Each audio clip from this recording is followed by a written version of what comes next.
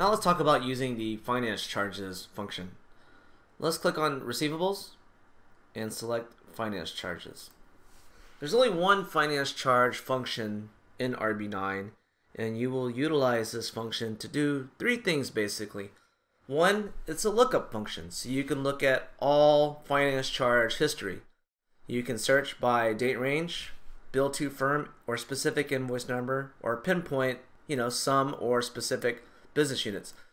But you can look up finance charge history tied to invoices in regards to finance charges that are generated and finance charges that have been cleared as well.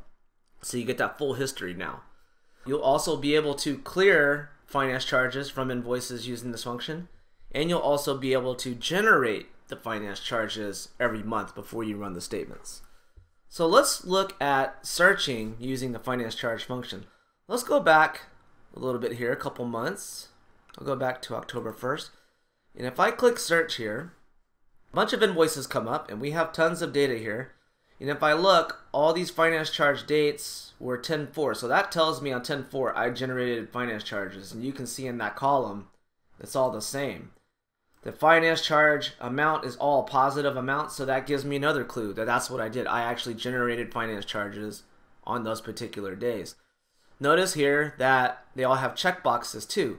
If it's something that you did generate, then you could also clear it. So for example, if I wanted to clear one of these, as long as it has the balance here like this one, I can check it and select clear, and I can clear all or only checked, probably only going to do only checked, and it will give you operation successful. So that one was 5748. So let's research this data, this same date range. We have that same invoice here. It says on 10/4 we did generate it for a $1.22 finance charge. Now let's go to the last page and scroll all the way down. And that same invoice is right here. Notice there's no checkbox. And if we look at this, I generated it today, which is my date, and it has a negative $1.22. So that's the finance charge being cleared. And notice it does not have a checkbox next to it because I can't do anything with that one. I can't clear it again. I can't regenerate it or anything like that. So if it doesn't have a checkbox next to the invoice, you can't do anything to it because some transaction was already done to it within that period of days. Or if you look at this one, for example, the balance is already 0, so we can't do anything with that one. So that's what it does when looking up. Positive amounts will be when you generate them. Negative amounts will show when you actually cleared them. Now, if I wanted to generate finance charges, notice at the top right there is a generate button. Let's go ahead and click that. Here you'll notice that the generate finance charges function is blank because you have to pull up their criteria. So in this example, I can click search, and what RB will do is it will show us all of the invoices that meet the criteria of being able to have a finance charge added to the invoice. So basically it does not have a last finance charge date within 30 days. So you can see all of these are old.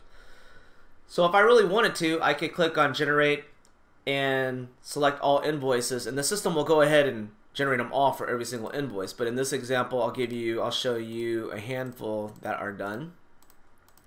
So I can check off all those, click on generate, and only checked invoices.